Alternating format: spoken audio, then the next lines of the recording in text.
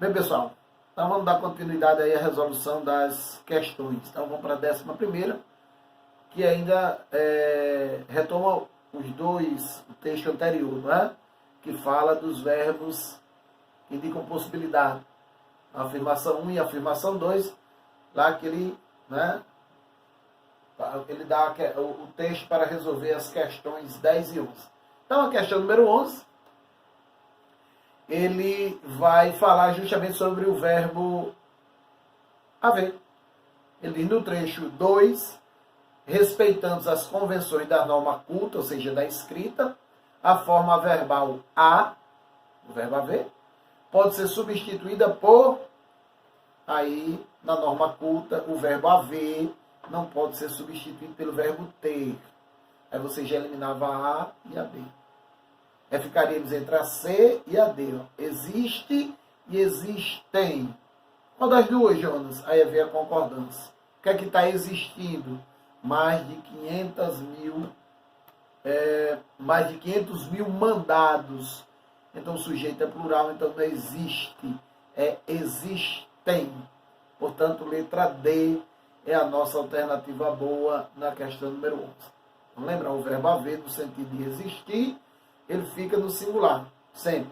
Agora, o verbo existir vai concordar com o termo que vem depois. Então, o termo que vem depois está no singular, ele fica no singular. Se vier no plural, ele vai para o plural, como é o caso da questão número 11. A questão 12 e 13 vai fazer alusão a esse trecho que tem aí. Acredita-se que há impunidade no Brasil, mas não é verdade. Punimos muito, mas punimos mal. Então, quando eu tiver um se, tá certo? No caso é acredita-se, eu não sei quem está acreditando. O texto não diz, ele generaliza, ou seja, ele determina o sujeito. Aí a gente chama de sujeito indeterminado porque ele não deixa claro quem é que está acreditando. Quantas pessoas? Quem? O texto não deixa claro.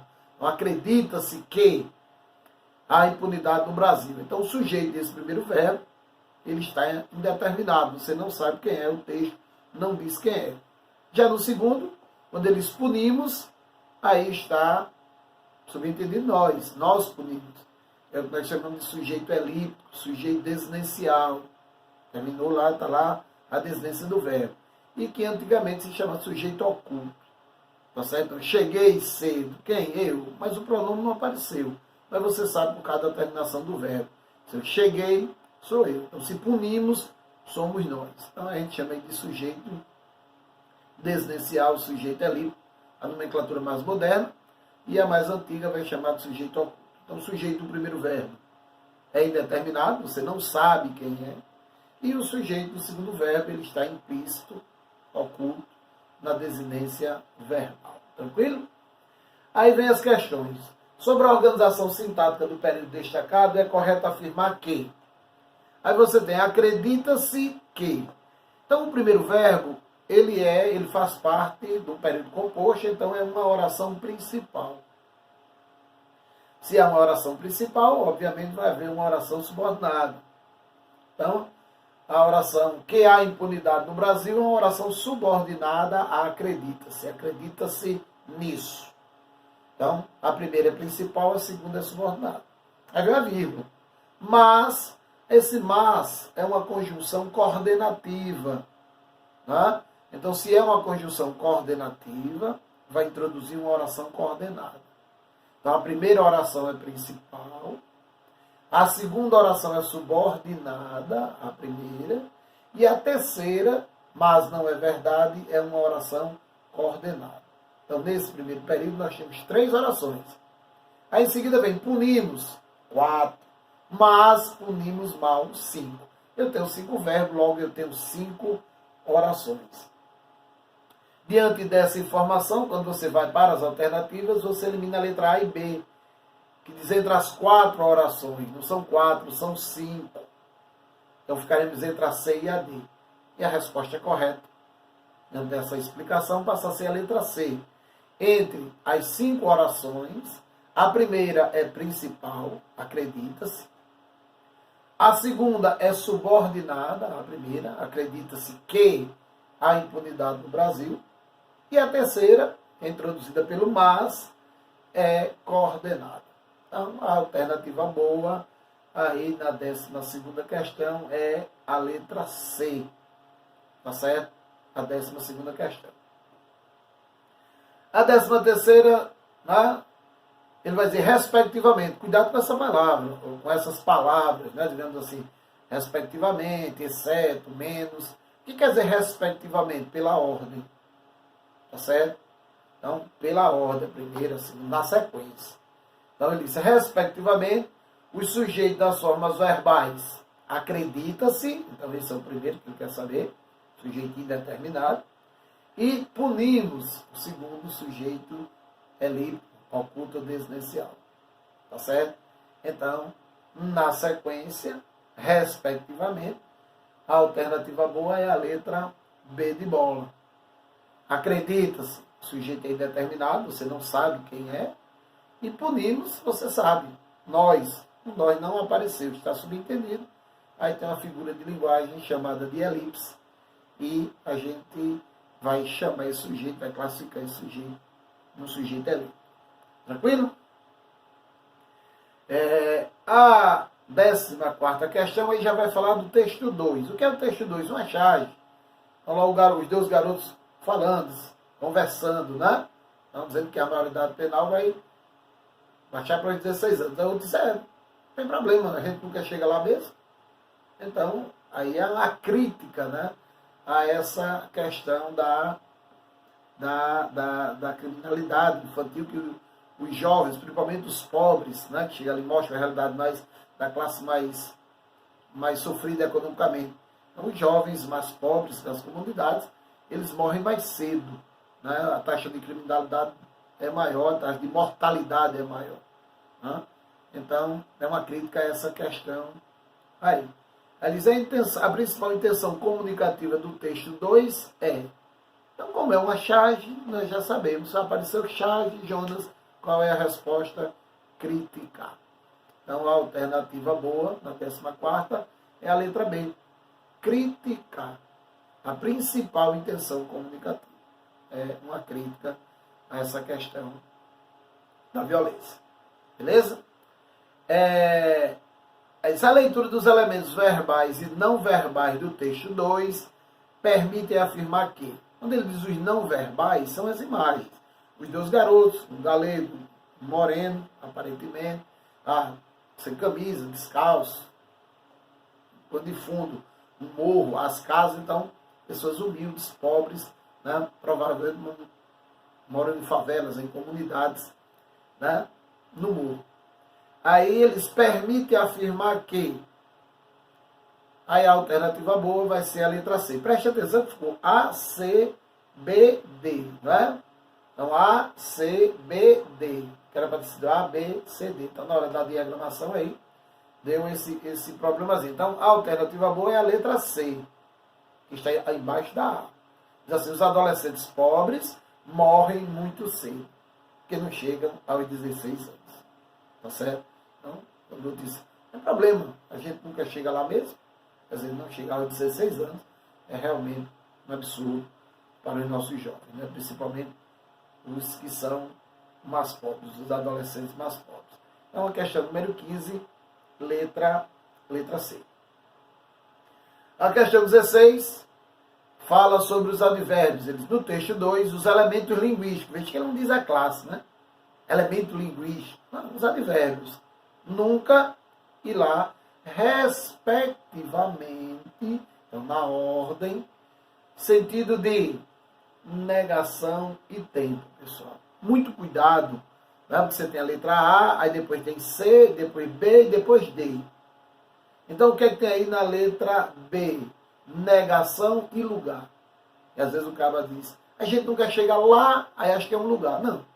No texto, lá é a idade. Se a idade é tempo. Esse lá não é um lugar. É uma noção de tempo. Não chegamos aos 16 anos. Muito cuidado com essa pegadinha aí, nessa questão 16. Então, nunca vai negar, e esse lá dentro do texto vai indicar tempo, a idade dos 16 anos. Portanto, letra A. Aí vem o texto 3, agora, que é a chargezinha lá do garoto com a metralhadora apontando para a mulher, que simboliza a justiça, que está pendente, está desequilibrada, né? Já que a justiça tende a ser o equilíbrio, mas na charge lá, né, há um desequilíbrio, vocês vejam, né, que na imagem há esse desequilíbrio. E até mesmo porque a justiça, a mulher que simboliza lá a justiça, ela está com a venda nos olhos. A justiça está cega ali, está vedada, né? Está enxergando bem a realidade. Aí ele vai dizer, a leitura do texto 3 permite afirmar que. Então, a venda mostra bem isso aí, que a justiça está o quê? Cega em relação à violência cometida, tá certo? Pelos menores. Tá certo? A letra A diz que a justiça é favorável à redução da maioridade penal, não é o caso. Os menores, em geral, são organizados e agem com violência, os menores, em geral, não. E a letra C diz, os menores infratores não representam perigo para a sociedade. Representam, né? Então, alternativa boa aí, bom senso. A letra D é a nossa alternativa correta. A questão 18 diz, assinala a opção em que a reescritura do enunciado do texto 3 mantém seu sentido. Então, uma questão de reescrita, tá certo?